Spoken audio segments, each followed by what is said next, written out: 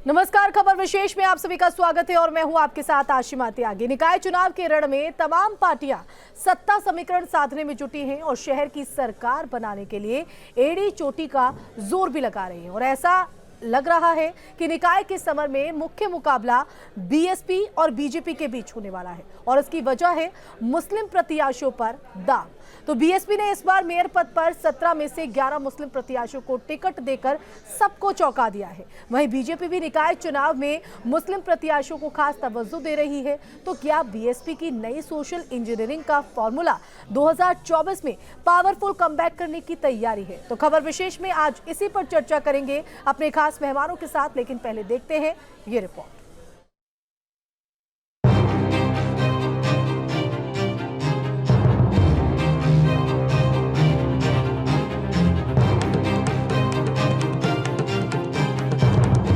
निकाय चुनाव की बिसात बीत चुकी है, सियासी समीकरण साधे जा चुके हैं और अब बारी है उन समीकरणों के जरिए निकाय के रण में विजय पताका फहराने की। यूपी के लिहाज से 2024 का सेमीफाइनल माने जा रहे इस निकाय चुनाव में तमाम पार्टियां अलग अलग दांव चल रही हैं, लेकिन इस बार बीएसपी ने नई सोशल इंजीनियरिंग का फॉर्मूला तैयार किया है। निकाय चुनाव में प्रत्याशियों की घोषणा कर बीएसपी ने मुस्लिम प्रत्याशी को टिकट देकर बड़ा संदेश देने की कोशिश की है। बीएसपी इस वोट बैंक को अपने साथ जोड़ने के लिए, अपना जनाधार बढ़ाने के लिए बहुत एग्रेसिव डिसीजन उन्होंने लिया है। इसलिए मुझे लगता है कि बहुत कांटे का मुकाबला भारतीय जनता पार्टी और बीएसपी के बीच होने वाला है। और इस बार यूपी का निकाय चुनाव बेहद दिलचस्प होने जा रहा है और मुकाबला बीजेपी बनाम बीएसपी के बीच माना जा रहा है। खास तौर पर मेयर पद पर जीत के लिए सियासी समीकरण साधे जा रहे हैं। इस बार होने वाले निकाय चुनाव में मुकाबला बेहद दिलचस्प हो गया है। खास तौर पर मेयर पद पर होने वाले चुनाव की बात करें तो अधिकतर सीटों पर मुख्य मुकाबला बहुजन समाज पार्टी और भाजपा के बीच में दिखाई दे रहा है। इसके पीछे की एक बड़ी वजह यह है कि 17 में से अधिकतर सीटों पर बहुजन समाज पार्टी ने इस बार मुस्लिम प्रत्याशी उतारे हैं। देखा जाए तो 17 में से 11 ऐसी सीटें हैं, मेयर की जो सीटें हैं वहां पर बसपा ने मुस्लिम प्रत्याशियों पर भरोसा दिखाया है। यही वजह है कि बीएसपी ने निकाय चुनाव में मुस्लिम कार्ड पर मुहर लगा दी है। बीएसपी के 17 में से 11 मेयर प्रत्याशी मुस्लिम हैं, यानी 64% से ज्यादा सीटों पर मुस्लिम प्रत्याशियों को मैदान में उतारा है। 2017 के चुनाव में बीएसपी ने 16 सीटों पर मात्र 2 मुस्लिम उम्मीदवारों को टिकट दिया था। बीएसपी ने इस बार 5 गुना से ज्यादा मुस्लिमों को निकाय चुनाव में टिकट दिया है और एक खास वर्ग को एक बड़ा संदेश देने की कोशिश की है। लखनऊ समेत जो तमाम मुस्लिम बहुल्य सीटें हैं मेयर पद के लिए, इन सीटों पर कहीं ना कहीं जो मुख्य मुकाबला है वो बसपा और भाजपा में नजर आ रहा है।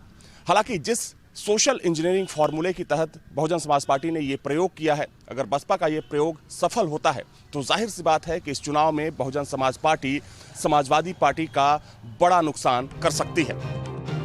बीएसपी के इस एक दाव से कई सियासी दलों का सत्ता समीकरण प्रभावित हो सकता है। खास तौर पर समाजवादी पार्टी को मायावती के इस पैंतरे से नुकसान हो सकता है, क्योंकि मुस्लिम वोटर्स का झुकाव एसपी की तरफ माना जाता रहा है। लेकिन निकाय चुनाव के जरिए मायावती ने मुस्लिमों का मन टटोलने की कोशिश की है। कोई भी पार्टी अपने कैंडिडेट को चुनने में वो सामर्थ्य है, वो किसको चुनती है, किस धर्म को चुनती है, उसका आंतरिक मामला है। समाजवादी पार्टी ने एक पढ़े लिखे शिक्षित उम्मीदवार को दिया है और समाजवादी पार्टी ने कार्यकर्ताओं पर विश्वास दिलाया है। ये तय है आने वाले समय में भारतीय जनता पार्टी की सरकारों में जात पात मजहब की राजनीति करने वाले दल बेरोजगार होंगे, हाशिए पर होंगे। शहरों में सरकार बनाने की रणनीति में मायावती की नजर लोकसभा 2024 के चुनाव पर है। दलितों को बीएसपी अपना कोर वोटर मानती है। अब बीएसपी ने कोशिश की है कि मुस्लिम भी मायावती के साथ हो ले। यही वजह है निकाय चुनाव में 64% से ज्यादा टिकट मुस्लिम उम्मीदवारों को देकर 2024 का समीकरण साधने की कोशिश की है। लखनऊ से अविनाश सिंह के साथ टीम न्यूज स्टेट। तो नगर निकाय चुनाव में मुस्लिम प्रत्याशियों को खास तवज्जो सभी दलों की तरफ से दी जा रही है और ऐसे में बीएसपी की नई सोशल इंजीनियरिंग का फॉर्मूला आखिर क्या कहता है, क्या वो पावरफुल कमबैक करने की तैयारी है, तो वही बीजेपी की क्या स्ट्रेटेजी और समाजवादी पार्टी के लिए कहीं ना कहीं कितनी बड़ी चुनौती है, तो क्या कहता है सियासी समीकरण, यही समझने की कोशिश करेंगे आज हमारे खबर विशेष में हमारे खास मेहमानों के साथ। इस खास चर्चा में हमारे साथ लखनऊ से जुड़ गए हैं वरिष्ठ पत्रकार हेमंत तिवारी, साथ ही लखनऊ से न्यूज स्टेट संवाददाता अविनाश भी हमारे साथ जुड़े हैं और मेरठ से अभिषेक शर्मा हमारे साथ जुड़े हैं। और आप तीनों का ही बहुत बहुत स्वागत है इस चर्चा में शामिल होने के लिए। तो सबसे पहले तो मैं अविनाश आपका रुख करना चाहूंगी, क्योंकि ग्राउंड पर क्या तस्वीर है, क्योंकि लखनऊ को गढ़ बीजेपी का माना जाता है, लेकिन बहुजन समाजवादी पार्टी यानी बीएसपी की तरफ से मुस्लिम कैंडिडेट यहां पर उतारा गया है, तो उसकी क्या पकड़ यहां पर देखी जा रही है और बीजेपी के लिए कितनी बड़ी चुनौती यहां पर पेश होते हुए?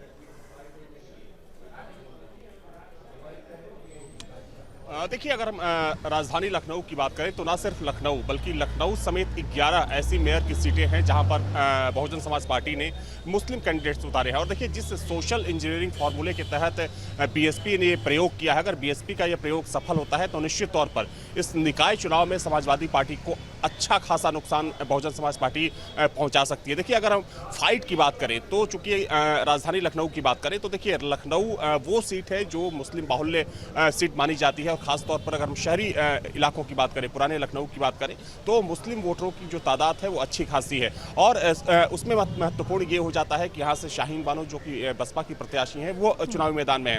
हालांकि देखिए, समाजवादी पार्टी इस रेस में कह सकते हैं कि तीसरे पायदान पर खिसकती नजर आ रही है, क्योंकि जो मुख्य मुकाबला है वो भाजपा और बसपा में कहीं ना कहीं दिख रहा है। और देखिए, जहां जहां जो भी मुस्लिम बाहुल्य सीटें हैं, चाहे मेरठ की बात कर लें, सहारनपुर की बात करें, तो ये वो सीटें हैं जो जहां पर मुस्लिम जो आबादी है वो ठीक ठाक है और कहीं ना कहीं जो मुस्लिम मतदाता हैं वो एक निर्णायक भूमिका निभाते हैं। और देखिए, इस चुनाव को इसलिए भी महत्वपूर्ण माना जा रहा है क्योंकि अगर बसपा का यह एक्सपेरिमेंट सफल होता है तो आगामी लोकसभा चुनाव में भी बसपा इस एक्सपेरिमेंट को, इस प्रयोग को दोहरा सकती है। तो कह सकते हैं कि इस बार जो निकाय चुनाव में मुकाबला है वो काफी महत्वपूर्ण हो जाता है। और इसलिए भी महत्वपूर्ण हो जाता है कि देखिए, मुख्य विपक्षी दल समाजवादी पार्टी तो है, लेकिन कहीं ना कहीं जो सीट टिकटों का जो बंटवारा हुआ, टिकट बंटवारे में जिस तरीके से जिस फॉर्मूले को बसपा ने अपनाया, जिस फॉर्मूले पर बसपा ने काम किया, वो माना जा रहा है कि अगर प्रभावी हुआ तो उसमें डेंट हो सकता है समाजवादी पार्टी को। हालांकि देखिए, अगर भाजपा की बात करें तो चूंकि पिछले चुनाव की बात करें तो पिछली बार 16 निगम थे पूरे प्रदेश में, इस बार एक निगम बढ़ाया गया, शाहजहांपुर को बढ़ाया गया, लेकिन 16 में से सबसे ज्यादा 2 निगमों को छोड़ दें तो 14 निगमों पर भाजपा का कब्जा रहा। हालांकि बीजेपी इस बार दावा तो ये भी कर रही है कि जो 17 निगम है, और यही वजह है कि बीजेपी के पास अपनी स्थिति को बरकरार रखना और साथ ही बेहतर इसको करना कहीं ना कहीं एक बड़ी चुनौती है। और उस चुनौती को किस तरह से पार करती नजर आएगी और क्या समीकरण है, ये भी हम हेमंत तिवारी से समझने की कोशिश करेंगे। लेकिन उससे पहले अभिषेक, आपका भी रुख कर लेते हैं, क्योंकि लखनऊ में तो जो तस्वीर है वो सीधे सीधे तौर पर बीजेपी और बीएसपी के बीच मुकाबला होते हुए दिखाई पड़ रहा है। और मेरठ में भी कहीं ना कहीं तस्वीर अगर देखा जाए तो यहाँ भी मुस्लिम कार्ड जो है बीएसपी की तरफ से खेला गया है। तो धरातल पर क्या तस्वीर है वहां के इस मुकाबले और सियासी समीकरण को लेकर? देखिए, मैं पूरे पश्चिमी उत्तर प्रदेश का ही गणित इस तरीके का है जैसे अविनाश अभी बता रहे थे। सबसे बड़ी बात यह है कि देखिए, बीएसपी की जो सोशल इंजीनियरिंग है, समाजवादी पार्टी क्यों 2021 या 22 में सरकार नहीं बने, 2023 के में वो लड़ रही है नगर निगम का, लेकिन उसके पास एक मुस्लिम वोट बैंक को मान के चलती है। अकेले मुस्लिमों के बल पर कोई जीत नहीं ली जा सकती। मुस्लिमों के साथ पहले यादव जुड़ते थे और अदर बैकवर्ड क्लासेस जुड़ते थे, तब मुलायम सिंह यादव या अखिलेश यादव की जीत होती थी। बसपा के साथ ये प्लस है कि उसके साथ मुस्लिम अगर जुड़ते हैं तो उसके साथ उसका कोर वोट बैंक दलित है। 2007 में जिस तरीके से बहन मायावती ने सरकार बनाई थी, उसमें आप देखिए कि दलित और मुस्लिमों के अलावा अदर कास्ट, जो सॉन कास्ट थी, ब्राह्मण जो थे, बड़ी तादाद में मायावती की पार्टी के साथ गए थे। ऐसे में इस बार जो मुस्लिमों पे सहारनपुर में आप देखिए, उन्होंने एक बहुत बड़ा दाव खेल दिया है। इमरान मसूद जो पश्चिमी उत्तर प्रदेश के एक आला मुस्लिम नेता हैं, उनको पश्चिमी उत्तर प्रदेश का कन्वीनर बना दिया गया है। ऐसे में उनका प्रचार जो है, मुस्लिमों को ये संदेश देना चाहती है बहुजन समाज पार्टी कि आपने समाजवादी पार्टी पर पिछले कई इलेक्शंस में भरोसा करके दिया, लेकिन आपको वो अनुकूल परिणाम नहीं मिले। बीजेपी भी इस बात को जानती है कि उसका विकल्प अगर कोई हो सकता है तो वो बहुजन समाज पार्टी हो सकती है। उसकी वजह यह है कि जिस तरीके से बीजेपी के लिए आरएसएस काम करती है, उसका कोर वोट बैंक है। इसी तरीके से बीएसपी के पास भी अपना कोर वोट बैंक है। कितने ही इलेक्शंस आप देखिए, बीएसपी का जो कोर वोट बैंक है दलित, वो उससे छिटकता नहीं। कैंडिडेट कोई भी हो वो हाथी पर ही ईवीएम दबाता है। ऐसे में अगर मुस्लिमों को ये बात समझ में आ जाती है कि पुराने तरीके से जिस तरीके से वो हाथी के साथ गए थे और प्रदेश में सरकार बनाई थी, इसी तरीके से इस बार ऐसा लगता है कि मुस्लिम अगर हाथी के साथ जाते हैं तो दलित प्लस मुस्लिमों का ये जो गठजोड़ है वो प्रदेश में एक बहुत बड़ा गुल खिला सकता है, जो 2024 के लिए बीजेपी के लिए भी एक चेतावनी होगी, एक खतरा होगा और सबसे ज़्यादा नुकसान समाजवादी पार्टी को होगा। क्योंकि मुस्लिमों का ये मानना है कि जो बीजेपी को हरा सकती है शक्ति, उसके साथ उन्हें जाना है। बिल्कुल अभिषेक, और हमारे साथ वरिष्ठ पत्रकार हेमंत तिवारी जी भी बने हुए हैं। हेमंत जी, अब आपका रुख करना चाहेंगे। आपने हमारे दोनों संवाददाताओं को सुना होगा धरातल पर किस तरह की तस्वीरें, किस तरह के समीकरण उभरते नजर आ रहे हैं। तो हम चाहेंगे बारीकी से आप भी जरा बताइएगा, क्योंकि मुस्लिम वोटर कितना महत्वपूर्ण इस चुनाव में, क्योंकि अगर बात करें तमाम जो सियासी दल हैं उनकी नजर मुस्लिम वोटर पर है। बड़ा अच्छा सवाल है, लेकिन आपके दोनों कॉरेस्पॉन्डेंट्स अभिषेक और लखनऊ से जी अविनाश जी जी जी हेमंत जी, हाँ, इन दोनों लोगों ने ओवरऑल पॉलिटिक्स के बारे में अच्छी बात कही, लेकिन इनके शहरों में क्या हो रहा है इस पर थोड़ा इन्होंने डिटेल में नहीं कहा। अगली बार इनसे जरूर पूछिएगा कि मेरठ और लखनऊ क्या हालात है। देखिए, मायावती की एक खासियत है, उन्होंने हमेशा चौंकाने वाली राजनीति जी, और चौंकाने वाली राजनीति का ही परिणाम है कि मायावती उत्तर प्रदेश में 4 बार मुख्यमंत्री के पद को सुशोभित कर चुकी। ठीक है, 2022 के चुनाव परिणाम बहुत ही निराशाजनक थे, लेकिन अगर आप पिछले निकाय चुनाव पे जाएं तो वहां 2 ही खिलाड़ी थे। भारतीय जनता पार्टी, जिसको शहरों की पार्टी माना जाता है, उसका अधिकांश स्थानों पर जीतना तय माना जा रहा था, लेकिन मायावती ने बाकी 2 जगहों पर अपनी मेयर बना करके चौंकाया जरूर।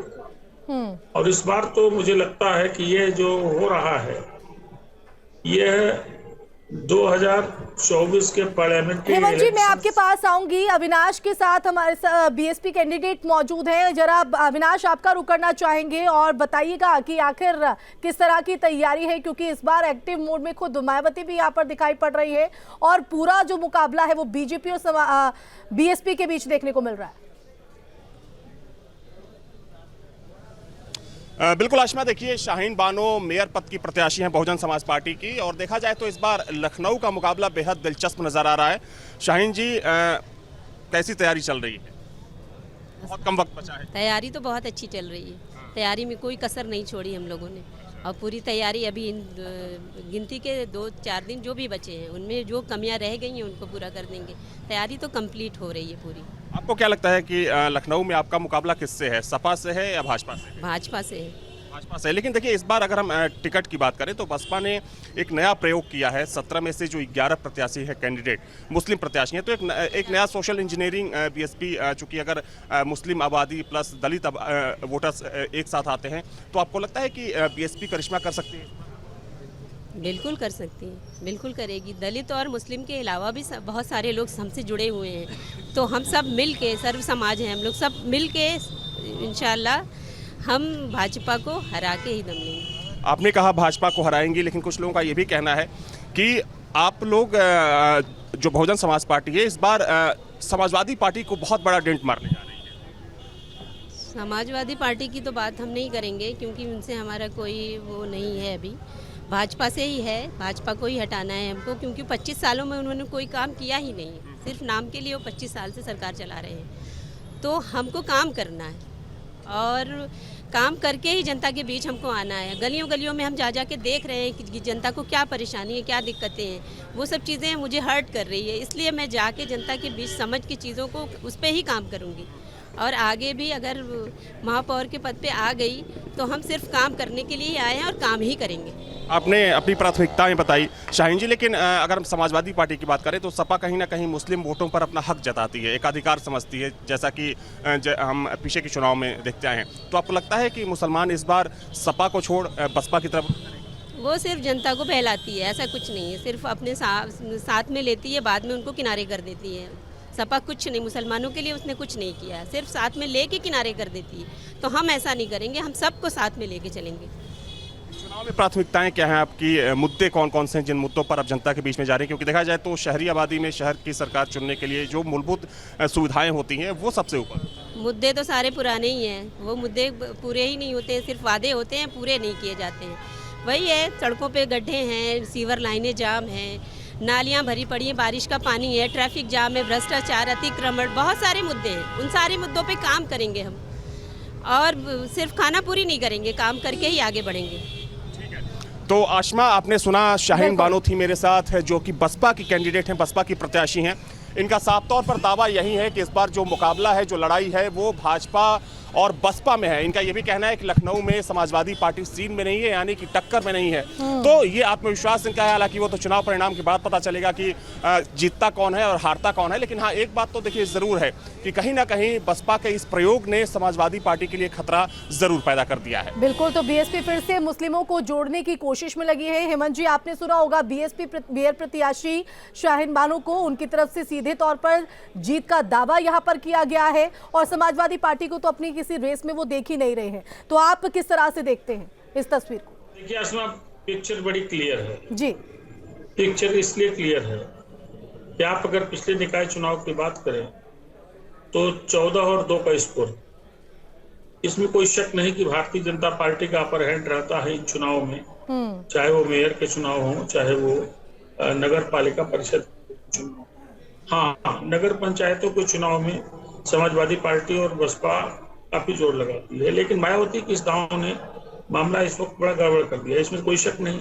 तो नुकसान सबसे अधिक किसी का है तो अखिलेश यादव यानी समाजवादी पार्टी का है, क्योंकि 17 में 11 कैंडिडेट्स मुस्लिम देना, ये जैसे मायावती की चौंकाने वाली राजनीति की पुरानी कवायद रही है, ये उसको उन्होंने बरसों बाद फिर दोबारा रिपीट किया है। अब इसका असर आप देखिए, ये अभी नहीं शुरू हुआ। मायावती यानी बसपा कभी बाई इलेक्शंस नहीं लड़ते थे। आपको याद होगा आजमगढ़ का बाई इलेक्शन लड़ा और गुड्डू जमाली को बहुत ही अच्छे वोट मिले। आजमगढ़ का बाई इलेक्शन लड़ा, अब 17 में 11 मुस्लिम कैंडिडेट दे दिए हैं। मायावती का असल लक्ष्य जो है 2024 का पार्लियामेंट इलेक्शन, और अगर इसी ट्रेंड पर, इसी मिजाज पर, इसी इक्वेशन पर मायावती आती गई तो आप एक बात स्पष्ट जानिएगा, लोग कितना दावा करें, अभी भी दलित मायावती के साथ है, इसमें कोई शक नहीं। 1%, 2%, 3%, 4% तो बड़े चुनाव में इधर उधर होना मामूली सी बात है, लेकिन तमाम पॉलिटिकल पार्टीज के दावों के विपरीत मेरा अपना मानना है कि दलित अभी भी मायावती के साथ इंटैक्ट है जी, बहन जी कोट करता है। और शायद यही वजह है कि बसपा ने लोकसभा चुनाव से पहले मुस्लिमों के मन को पढ़ने के लिए ये जो प्रयोग है, ये जो दाव है। जी, एकदम सही सवाल आपका है, और ये पूरी जो स्ट्रेटजी है उसका जिस्ट आपने खुद ही बता दिया। अब मुस्लिमों का वोट, दलितों का वोट, ये बड़ा फैसलाकुन होता है, और अभी भी मेरा मानना है कि जो परिणाम होंगे वो भाजपा और बसपा। जी ठीक है, हेमंत जी का हम रुख करेंगे, कुछ टेक्निकल प्रॉब्लम यहाँ पर हो गई नेटवर्क। जी हेमंत जी कंप्लीट कीजिएगा आप अपनी बात को, फिर अभिषेक का भी रुख करेंगे और वहां पर क्या मुद्दे हैं वो भी उनसे समझने की कोशिश करेंगे। जी हेमंत जी। देखिए, अच्छा, 2 बात आप देख लीजिए, दो चीजें बड़ी क्लियर हो गई जी। मायावती 11 मुस्लिम कैंडिडेट्स लेकर आती हैं। उत्तर प्रदेश मुख्यमंत्री योगी आदित्यनाथ अपना कैंपेन शुरू करते हैं, कल वो रायबरेली और उन्नाव में थे, और उनके भाषण का मुख्य अंश फिर वही अतीक और मुख्तार अंसारी भी जाता है। तो मतलब आप समझिए, उनके लिए एक वर्ग यूनाइट हो रहा है, वो एक पोलराइजेशन की कोशिश कर रहे हैं। तो स्वाभाविक रूप से जो मुस्लिम मतदाता है वो सोचेगा हम किसको देखें, किसको वोट दें, किसको जिताएं, और ये इक्वेशन जो बन रहा है ये दिलचस्प फैसले ला सकता है इस बार के निकाय चुनाव में। और ध्यान रखिएगा, निकाय चुनाव के नतीजे और निकाय चुनाव में जो होल स्ट्रेटजी है पॉलिटिकल पार्टीज की, ये एक तरीके की पूर्वाभ्यास है 2024 के पार्लियामेंट्री इलेक्शन जी। तो ये बहुत दूर तक इसकी अनुभूति जाएगी, ध्यान रखिएगा। और इसमें मायावती का ये मूव जो है ये बहुत ही अखिलेश यादव के लिए तो महाघातक होने जा रहा है, लेकिन मायावती की पॉलिटिक्स को रिवाइव करने का एक बहुत बड़ा इंस्ट्रूमेंट हो सकता है। ये जो इक्वेशन तैयार किया गया है, ये जो चुनावी रसायन मायावती का है नया वाला, ये चमत्कार कर सकता है। इस इलेक्शन में वैसे फिर बता दूं कि भाजपा के आसपास बहुत कम पार्टियां आती है, लेकिन कई ऐसे शहर हैं जहां मुस्लिमों की आबादी और दलितों की आबादी मिल करके ही चुनाव जिता सकती है और भाजपा को कड़ी टक्कर दे सकती है। बिल्कुल अभिषेक, मैं एक बार फिर से आपका रुख करना चाहूंगी, जल्दी से आप जरा बताइएगा स्थानीय मुद्दे वहां पर क्या कह रहे हैं और क्या धरातल पर तस्वीर उभरते हुए मुकाबले को देखते हुए नजर आ रही है, जरा बारीकी से नजर डालेगा और संक्षेप में।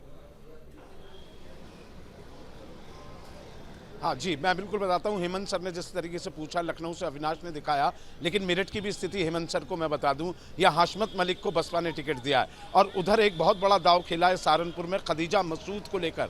हेमंत जी, खदीजा मसूद वही हैं, रशीद मसूद की पुत्रवधू हैं। इमरान मसूद बसपा में आ चुके हैं, उनके एक तरीके से जेठ लगते हैं। इमरान की जो बेटी है वो खदीजा मसूद के बेटे से ब्याही हैं। इस तरीके से इमरान को भी भटकने के बाद एक बड़ा दरवाज़ा मिला है बहुजन समाज पार्टी के सारे। योगी आदित्यनाथ ने परसों सहारनपुर से ही अपने चुनाव प्रचार की शुरुआत की है। वहाँ बहुजन समाज पार्टी ने जिस तरीके से दाव लगाया है खदीजा मसूद पर, वो पढ़ी लिखी हैं और जिस तरीके से मुस्लिम एरियो में मैंने बात की, वो सब सीधे हाथी की तरफ जिस तरीके से गए, कम से कम 100 मुस्लिमों से मैंने चौपाल की वहाँ। अब वोट में कहाँ तब्दील होते हैं ये बात की बात है, लेकिन कुल मिलाकर एक बड़ा दाव खेला है बहुजन समाज पार्टी ने मेरठ से हाशमत मलिक को उतारकर, क्योंकि ये कैंडिडेट और पिछली बार भी हम देखें तो मेरठ और अलीगढ़ इस सीट पर जीतकर कहीं ना कहीं सबको चौंका भी दिया था बीएसपी ने। और अब जो नई सोशल इंजीनियरिंग के तहत मैदान में मुस्लिम चेहरों को उतारा गया है, किस तरह से समीकरण बिगड़ता है और किस तरह की चुनौती देखना होगा। आप अविनाश और अभिषेक, आप दोनों का भी बहुत शुक्रिया तमाम जानकारी देने के लिए। हेमंत जी, आपका भी बहुत बहुत शुक्रिया बारीकी से इस सियासी समीकरण को समझाने के लिए। तो मुस्लिमों पर बीजेपी का सियासी दाव जो है वो लगातार जो है देखा जा रहा है। हालांकि मेयर पद पर अगर देखें तो बीजेपी की तरफ से कोई मुस्लिम उम्मीदवार यहां पर नहीं उतारा, तो इसके पीछे क्या स्ट्रेटजी है ये यहां पर जरूर देखना होगा। लेकिन सीधा जो मुकाबला है वो बीजेपी और बीएसपी की तरफ देखने को मिल रहा है। तो बता दें कि आपको ज्यादा से ज्यादा मुस्लिमों को टिकट जो है सभी सियासी दलों की तरफ से, 5 नगर पालिका अध्यक्ष का टिकट मुस्लिमों को, तो 35 नगर पंचायतों के चेयरमैन का टिकट मुस्लिमों को है। तो पश्चिमी क्षेत्र में मुस्लिम चेहरों का सबसे ज्यादा टिकट दिया गया है। पश्चिम में 18 नगर पंचायत अध्यक्ष के लिए मुस्लिम प्रत्याशी, ब्रज क्षेत्र में 8, वश क्षेत्र में 6 मुस्लिम प्रत्याशी उतारे गए हैं। तो जो पूरा सियासी समीकरण है वो भी हम आपको समझा रहे हैं।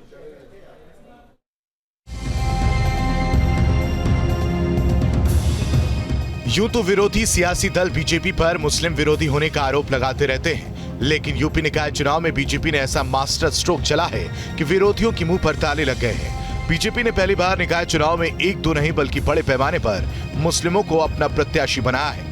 ओवरऑल आंकड़ों पर नजर डालें तो नगर निगम पार्षद और नगर पालिका की करीब 200 सीटों पर मुस्लिम चेहरों को मौका दिया गया है। कहा जा रहा है कि बीजेपी के इस दांव का असर 24 के लोकसभा चुनाव में दिखेगा, यानी 2023 में हो रहे इस प्रयोग का असर 2024 में दिखाई देगा। भारतीय जनता पार्टी ने उत्तर प्रदेश के निकाय चुनाव में जो बड़ी तादाद के अंदर अल्पसंख्यक समुदाय को, खासतौर से मुसलमानों को जो 300 से ऊपर टिकट दिए हैं, ये इस बात का साफ संकेत है कि आज मुसलमान बड़ी तादाद में योगी जी और मोदी जी की नीति से प्रभावित होकर भारतीय जनता पार्टी की ओर आ रहा है। निकाय चुनाव में बीजेपी के इस दाव से समाजवादी पार्टी और कांग्रेस सबसे ज्यादा परेशान है, क्योंकि अब तक माना जाता था कि यूपी में मुस्लिम समाजवादी पार्टी का कोर वोटर है, लेकिन बीजेपी ने जिस तरह से पसमानदा समाज को आगे किया है उससे सपा की परेशानी पड़ गई है। भाजपा ने नारा दिया था सबका साथ, सबका विकास, सबका विश्वास, और सबके विश्वास के बाद सूफी सम्मेलन, पसमानदा सम्मेलन, मजारों पे जाके कव्वाली गाना, ये भारतीय जनता पार्टी का काम बचा है। भारतीय जनता पार्टी आज मुद्दों से भागना चाहती है। वो बेरोजगारी, महंगाई पे जवाब नहीं देना चाहती है। वो नगर निगमों में जो भ्रष्टाचार है उस पे जवाब नहीं देना चाहती है। बीजेपी के इस कदम से कांग्रेस भी परेशान है। आलम यह है कि वो बीजेपी पर पैसे के दम पर प्रत्याशी लाने का आरोप लगा रही है। वहां पे इस बार इन्होंने कुछ लोगों को सांकेतिक तौर पे खड़ा कर दिया। उसके नाम पे ये लोग पूरा माहौल बना रहे हैं कि पसमानदा और ये वो, ठीक है। तो इस तरह का जैसे ही रिजल्ट आएगा आपको दिखेगा कि बहुत सारे ऐसे ही प्रत्याशी हैं, मैं खुद ऐसे लोगों से मिला हूँ, जो जिनका कहना है कि पैसा मिल रहा था तो हम प्रत्याशी बन गए हैं, हमारे घर का भी वोट इस स्थिति में तो बीजेपी को नहीं जा सकता। देखा जाए तो बीजेपी ने पूरी यूपी में चाहे निगम हो या फिर नगर पालिका परिषद या फिर नगर पंचायत, हर जगह मुस्लिमों पर दांव खेला है। आंकड़ों पर नजर डालें तो बीजेपी ने लखनऊ में 2 मुस्लिम प्रत्याशी, रामपुर में 2 मुस्लिम प्रत्याशी, बरेली में पार्षद के 9 मुस्लिम उम्मीदवार, अलीगढ़ में सबसे ज्यादा 18 मुस्लिम उम्मीदवार, कानपुर में 11 मुस्लिम चेहरे, प्रयागराज में 3 मुस्लिम उम्मीदवार, वाराणसी में 3 मुस्लिम चेहरों को मौका दिया है। वहीं गोरखपुर से 1 मुस्लिम उम्मीदवार पर भरोसा जताया है, जबकि गाजियाबाद में 3 मुस्लिमों को उम्मीदवार बनाया है। यूपी के निकाय चुनाव को लोकसभा के 2024 के किसी न किसी तर्ज से जोड़ा जा रहा है, और जिस तरह से भारतीय जनता पार्टी ने निकाय चुनाव 2023 में मुसलमानों को प्रत्याशी बनाया है, इस